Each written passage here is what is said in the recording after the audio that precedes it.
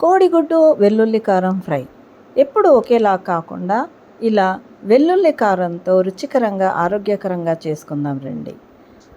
Welcome to my channel Madhura Smriti. Cook healthy, eat healthy and stay healthy. నేను ఇక్కడ 10 కోడిగుడ్లను తీసుకున్నాను. మీరు మీకు కావాల్సినన్ని కోడిగుడ్లను తీసుకొని వాటిని శుభ్రంగా కడిగి ప్రెషర్ కుక్కర్లో గ్లాస్ నీళ్లు పోసి గుడ్లను ఒక విజిల్ వచ్చేంత వరకు కుక్ చేయండి.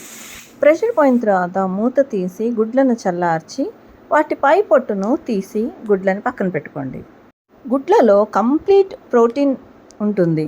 ఇందులో వైటమిన్ ఏ, డి, ఈ, B12 అలాగే సెలీనియం, ఫాస్ఫరస్ అండ్ కొలైన్ అనే మినరల్స్ పుష్కలంగా లభిస్తాయి. పొట్టు తీసిన గుడ్లని ఈ విధంగా ఘాట్లు పెట్టుకోండి లేదా హాఫ్కి కట్ చేసుకోండి. నేనైతే హాఫ్గా కట్ చేసుకున్నాను. ఇప్పుడు స్టవ్ మీద ప్యాన్ పెట్టి 1 టీ స్పూన్ ఆయిల్ వేసుకోండి. చాలా తక్కువ నూనె పడుతుందండి. అలాగే కట్ చేసి పెట్టుకున్న కోడిగుడ్లని నెమ్మదిగా పెట్టుకోండి. ఈ విధంగా పచ్చసొన పైకి వచ్చి తెల్లసొన కిందకు వెళ్ళేటట్టుగా అరేంజ్ చేసుకోండి. ఇప్పుడు ఈ గుడ్ల పైన కొద్దిగా వెల్లుల్లి కారం చట్నీ వేసుకోండి.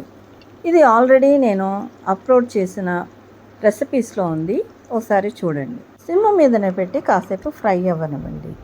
అయితే వెల్లుల్లి పచ్చడికి గాను ఒక 20 ఎండుమిరపకాయలు కాసేపు నానబెట్టి అలాగే 50 వెల్లుల్లి పొట్టు తీసి ఈ రెండు కలిపి కొద్దిగా ఉప్పు, 1 టేబుల్ స్పూన్ జీలకర్ర వేసి గ్రైండ్ చేసుకోండి. దీనికి సింపుల్ తాలింపు వేసుకోండి. జీలకర్ర, ఇంగువ, అంతే. వెల్లుల్లి చట్నీ రెడీ. ఈ చట్నీని ఎన్నో రకాలుగా యూస్ చేయొచ్చు. అయితే ఇక్కడ ఉడికించిన గుడ్లను ఫ్రై చేసుకోవడానికి ఉపయోగిస్తున్నాము. ఇది ఎంతో రుచిగా ఉంటుంది. 1 నిమిషం పాటు గుడ్లని 2 వైపులా తిప్పి వేయించి కొత్తిమీర చల్లుకొని సర్వ్ చేసుకోండి. ఇవి ఇలాగే స్టార్టర్గా కూడా తినచ్చు లేదా రైస్తో పాటు సైడ్ డిష్గా కూడా ఎంజాయ్ చేయొచ్చు. వెల్లుల్లి యాంటీ ఆక్సిడెంట్ రిచ్, అలాగే గుడ్లు ప్రోటీన్ సోర్స్. ఈ రెండూ కూడా ఆరోగ్యానికి ఎంతో మేలు చేస్తాయి. పిల్లలు ఉత్తవే అలాగే కోడిగుడ్లు తినడానికి ఇష్టపడకపోతే ఇలా వెరైటీగా చేసి పెట్టండి. ట్రై చేయండి ఈ హెల్దీ రెసిపీని. ఈ వీడియో కనుక నచ్చినట్లయితే లైక్ చేయండి, షేర్ చేయండి.